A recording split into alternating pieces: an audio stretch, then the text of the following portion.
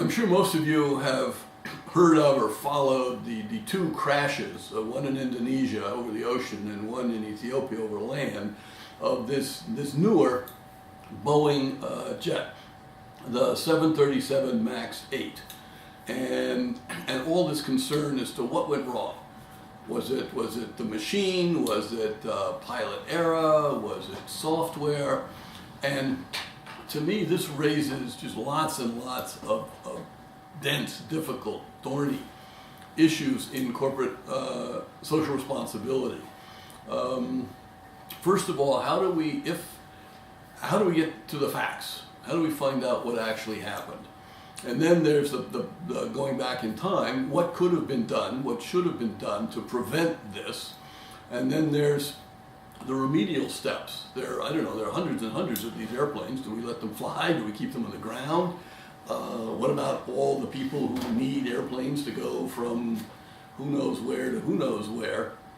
And just the raw cost of all these airplanes. Do we retrofit them with different engines? Do we put a different software package? Do pilots have to be certified in a special way? My concern is that when bad things go wrong, there's kind of a tendency just to go blame somebody and not think about the larger systems which came up with this shortcoming.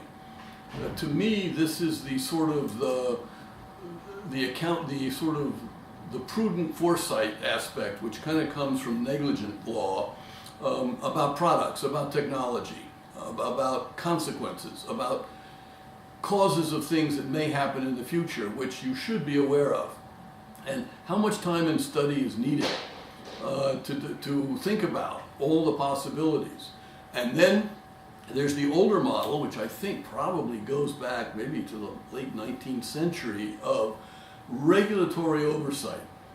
This notion that we have a private sector which sometimes gets things wrong, so then we have a public sector which is supposed to supervise, regulate, certify, study, test, give permission, and then in retrospect punish through the legal system on theories of tort liability or strict liability or some statutory liability. It seems maybe in this Boeing situation, as our technology gets more and more complicated and the consequences are harder and harder to predict, that our traditional models don't work too well. There seems to be a bit of a tendency to speculate now that the American regulatory system somehow failed, gave Boeing a pass, took their word, didn't do sufficient due diligence.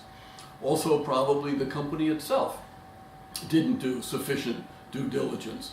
But then we look at cases like the General Motors failure of a little ignition switch, of the Toyota something with brakes, and other kinds of things where these huge bureaucracies with lots and lots of money and thousands of people get all caught up in kind of like an internecine series of tunnels and doors and rooms and closed windows, and people don't talk to each other, and everybody is, reasonably responsible for themselves. But the total result of this coordination is a shortcoming. So I think the Boeing case gives us lots to think about, and as yet, not many good ideas as to how to avoid it.